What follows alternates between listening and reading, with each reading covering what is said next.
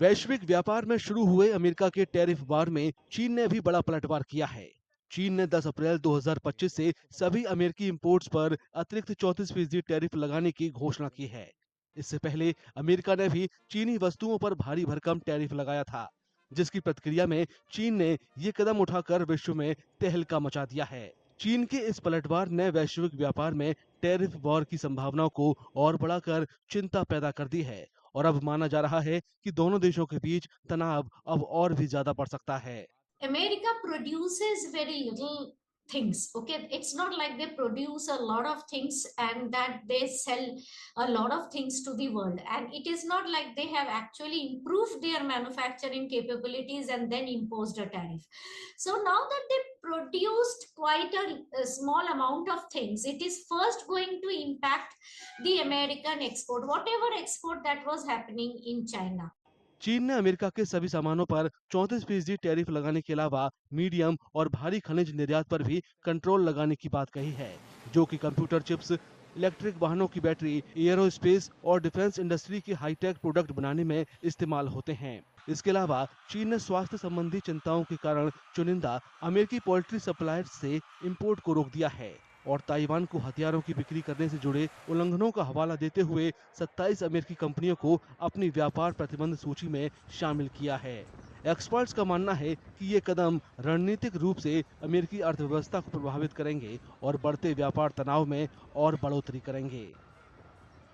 They have also put certain licensing requirements or export controls for particular product which is mined is most exclusively in China and used across sectors, including the EV.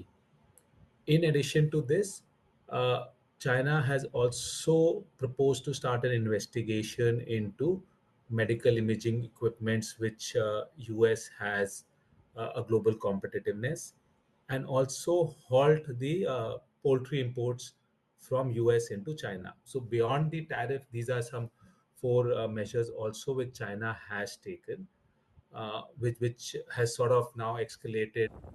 America और चीन एक दूसरे पर जवाबी tariff लगाकर वार पलटवार कर रहे हैं।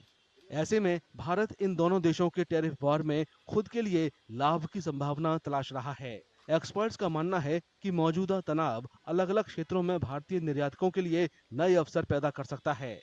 एक्सपर्ट्स ये भी सुझाव दे रहे हैं कि इस तनाव के बीच भारत अपनी रणनीति से ग्लोबल सप्लाई चेन का लाभ उठा सकता है, क्योंकि जो कंपनियां चीन से दूर जाने की कोशिश कर रही हैं, वो भारत में आ सकती हैं, बशर्ते कि वो वैश्विक मंच पर लागत और इंफ्रास्ट्रक्चर के मामले में प्रतिस्पर्धी बना रहे। This trade war has sort of moved the companies more faster to think that they need alternative sources of for raw material. If it's China, where they can what could be the other country where they can get raw materials, or what could they be the alternate raw material?